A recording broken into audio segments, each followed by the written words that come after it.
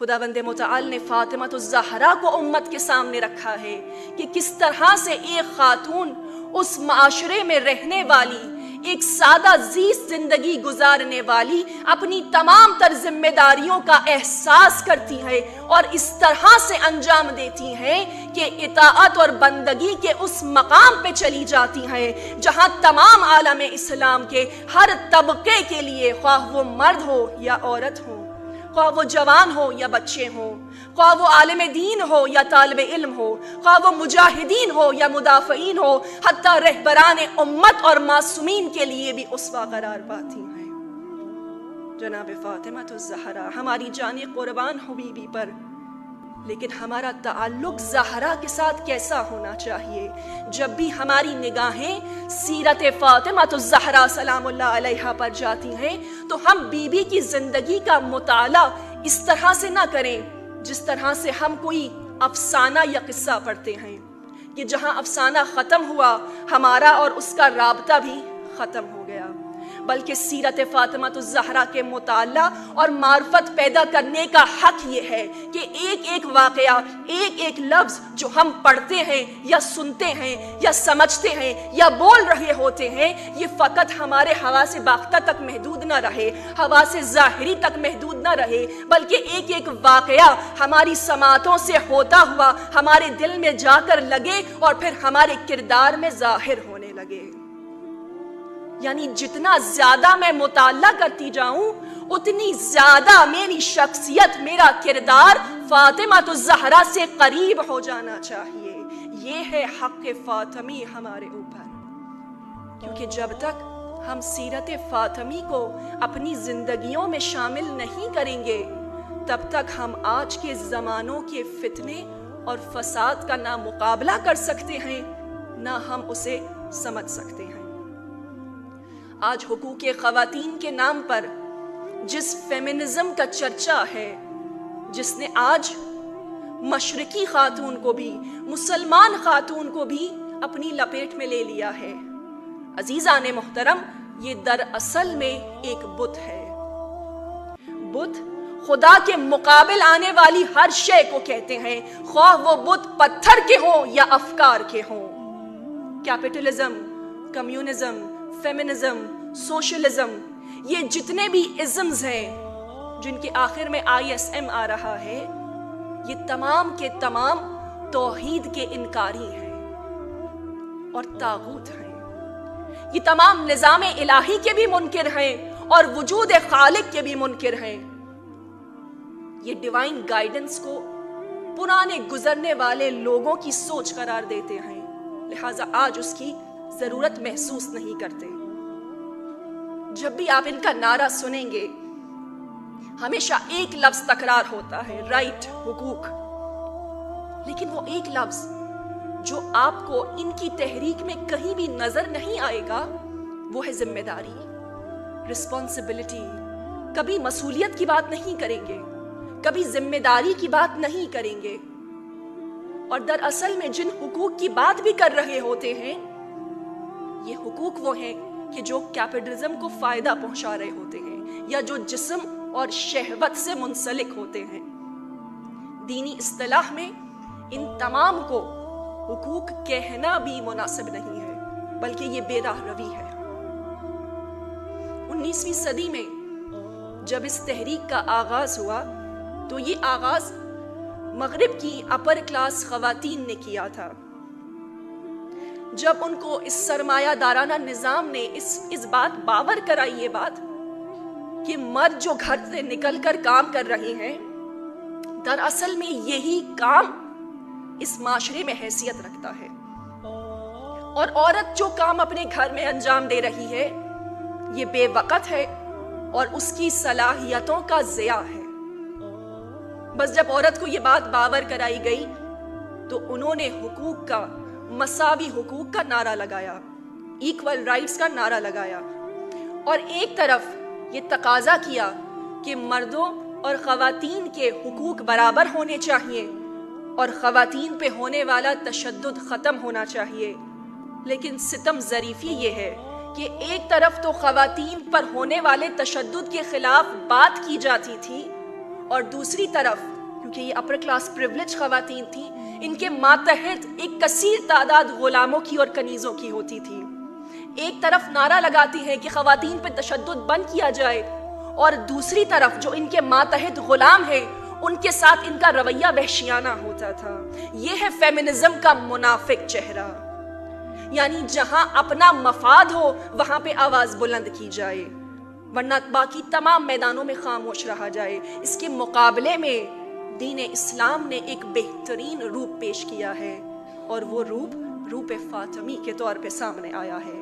فاطمی روپ کے سامنے، ہماری فاطمی روپ کی صورت میں ہمارے سامنے آیا ہے، کہ جس میں اوائل سے ہی غلاموں کو انسانوں والے تمام حقوق عطا کیے گئے، یہاں تک کہ جناب فاطمہ الزہرا نے اپنے گھر کا ماحول ایسا بنایا تھا کہ جہاں پہ ان کی اولادیں ان کی کنیزوں کو ماں کہہ کر پکارا کرتی تھیں۔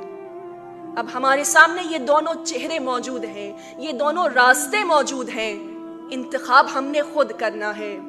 آیا ہم اس نظام کو منتخب کرتے ہیں کہ جو خالق کا بنایا گیا ہے، وہ نظام کہ جو مخلوق کی تمام تر ضروریات کو پورا کرتا ہے، جس میں اعلیٰ اقدار نظر آتے ہیں، یا پھر وہ نظام کہ جو انسان کی ناقص عقل نے خود ترتیب دیا ہے، جس میں اخلاق کی پستیاں ہیں۔ بس عزیزان محترم، فیمنزم کا مقصد خاندانی نظام کو تباہ کرنا ہے۔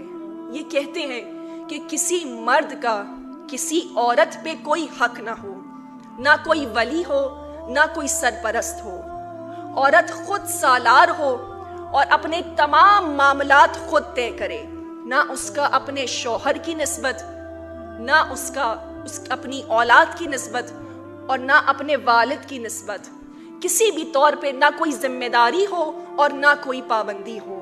بس یہ اس آزادی کی بات کرتے ہیں، جبکہ سیرت فاطمہ الزہرا نے ایک ایسا مثالی خاندانی نظام رول ماڈل بنا کے سامنے رکھا، جہاں جناب فاطمہ الزہرا نے نہ صرف اپنی گھریلو ذمہ داریوں کو بلکہ اپنی تمام معاشرتی ذمہ داریوں کو بھی سمجھتے ہوئے اس طرح احسن طریقے سے اپنے نسوانی وقار کو برقرار رکھتے ہوئے انجام دیا کہ آج یہ خاندان کی عظمت کے معترف ہمیں مشرکین میں نظر آتے ہیں۔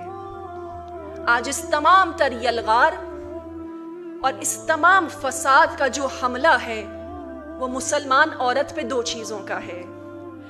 بس دو چیزیں مسلمان عورت سے دور کر دی جائیں، یہ خود بخود تباہی کے دہانے پر پہنچ جائیں گی۔ ایک حجاب اور دوسرا قرآن۔ حجاب عزیزان محترم کپڑے کے ایک ٹکڑے کا نام نہیں ہے، بلکہ حجاب زندگی گزارنے کے طریقے کا نام ہے۔ ایسی زندگی کہ جس کا عنوان اطاعت خداوندی ہو، ایسی زندگی کہ جو تقوی، حیا اور عفت سے مزین ہو، ایسی زندگی کہ جہاں جلوتوں سے زیادہ خلوتیں پاکیزہ ہوں عورت کی، اور دوسرا قرآن کہ جو ضابطہ حیات ہے اور عشق فاطمہ الزہرا سلام اللہ علیہا ہے۔ بارگاہ خداوندی میں دعا کی تھی کہ جب تک میں زندہ رہوں مجھے تلاوت قرآن نصیب ہوتی رہے۔ ہمارا عشق جناب سیدہ ہے، لیکن سیدہ کا عشق قرآن ہے۔ بس ہمارا رابطہ قرآن سے کمزور نہیں ہونا چاہیے۔ جہاں ہمارا رابطہ کمزور ہوا وہیں پہ دشمن کا حملہ تیز تر ہو جاتا ہے۔ جب تک قرآن ہماری زندگیوں کا حصہ نہیں ہوگا ہم ان فسادات کو سمجھ نہیں سکتے، اور جچتا ہی نہیں ہے کہ ایک پیروان فاطمہ الزہرا کا رابطہ قرآن کے ساتھ کمزور ہو جائے۔ قرآن نے اصول بیان کیا ہے نا سورہ نور میں، الخبیثات للخبیثین والخبیثون للخبیثات والطیبات للطیبین والطیبون للطیبات، کہ خبیث چیزیں خبیث لوگوں کے لیے ہیں، لیکن پاکیزہ چیزیں پاکیزہ لوگوں کے لیے ہیں۔ بس سیرت فاطمہ الزہرا سے زیادہ پاکیزہ شے کیا ہوگی؟ لیکن یہ سیرت وہاں نظر آئے گی جہاں پہ کردار اور سوچ کی پاکیزگی ہوگی۔ جب تک یہ پاکیزگی نہیں آئے گی نہ ہم اپنی ذمہ داری سمجھ سکتے ہیں، نہ اپنے مقصد خلقت تک قریب ہو سکتے ہیں۔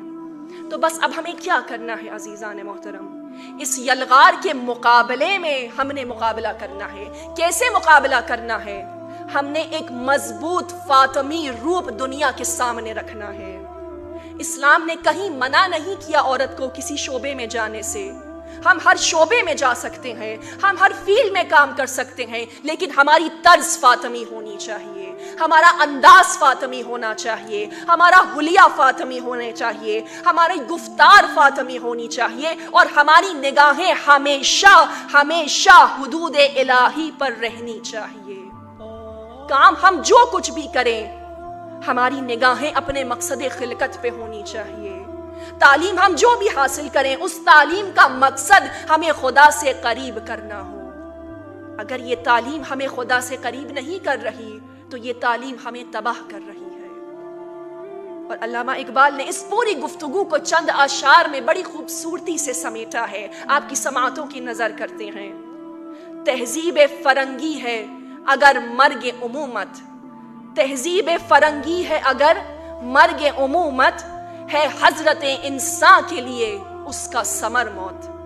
جس علم کی تاثیر سے زن ہوتی ہے نا زن، جس علم کی تاثیر سے زن ہوتی ہے نا زن، کہتے ہیں اسی علم کو ارباب نظر موت۔